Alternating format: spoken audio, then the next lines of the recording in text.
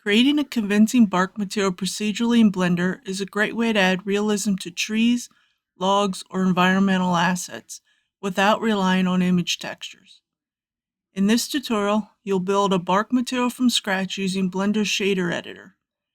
The focus will be on combining noise, distortion, and color variation to mimic the rough, layered structure of real tree bark. Select your object and create a new material, naming it appropriately. Make sure you had the Node Wrangler add-on activated. Make sure you're in Material Preview so you can see your material. Use Shift-A to add a Voronoi texture and connect the distance output to the base color of the principled shader. Change the distance metric to Chebyshev to change the texture to squares instead of circles. Increase the scale to make the texture smaller. Select the Voronoi texture and use Ctrl-T to add mapping and texture coordinate nodes. Change the texture coordinate node to Object. To stretch the texture, decrease the Z-scale on the mapping node. To add distortion to the Voronoi texture, use Shift-A to add a noise texture between the texture coordinate and mapping nodes. Increase the scale and detail levels of the noise texture. To more easily control the distortion, use Shift-A to add a mix color node. Connect the object output of the texture coordinate to the A input of the mix color node, and the color output of the noise texture to the B input of the mix color node. Connect the mix color node to the vector input of the mapping node. Change the blending node of the mix color node to linear light to more easily control the distortion using the factor.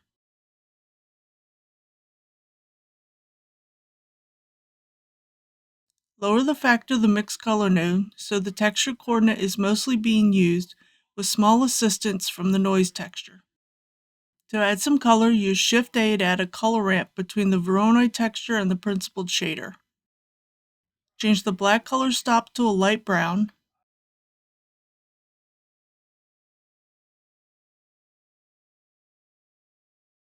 Add a third color stop and move it closer to the black color stop.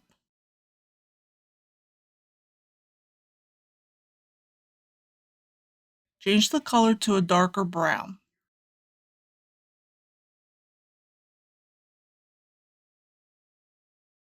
Change the white color stop to a very dark brown.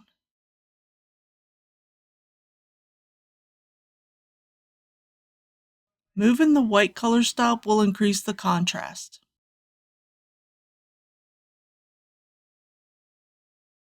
Select the noise texture, mix color, mapping node, Voronoi texture, and color ramp.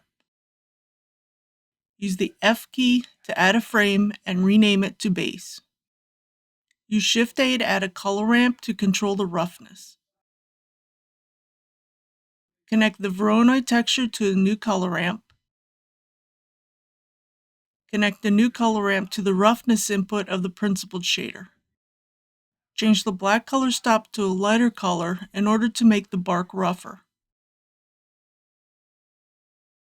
Select the color ramp.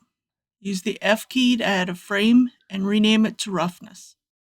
Use Shift-A to add a noise texture. Connect the texture coordinate node to the new noise texture. To preview the factor of the noise texture, connect it to the base color of the principled shader. Increase the scale, detail, roughness, and distortion of the noise texture.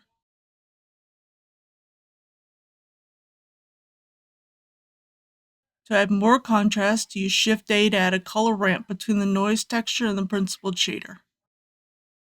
Move the black and white color stops to increase the contrast.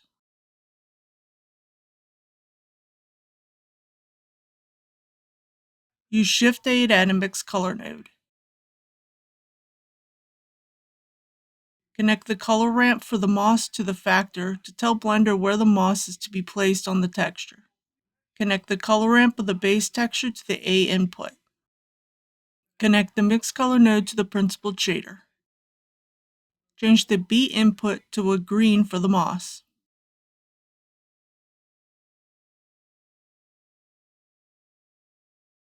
Select the noise texture and color ramp. Use the F key to add a frame and rename it to moss.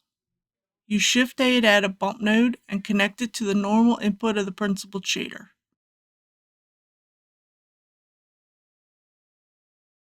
Connect the Voronoi texture to the height input of the bump node. Increase the distance of the bump node to see the effect.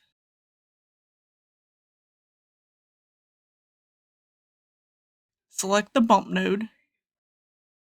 Use the F key to add a frame and rename it to bump. By combining noise textures, distortion, color maps, and bump mapping, you can create a fully procedural bark material that looks organic and detailed without any image textures. This approach is powerful because it's endlessly adjustable. You can create anything from smooth young bark to deeply cracked old tree trunks just by tweaking parameters. Thanks for following along with this tutorial. If you found this helpful, please like, comment, and subscribe. Have a good day.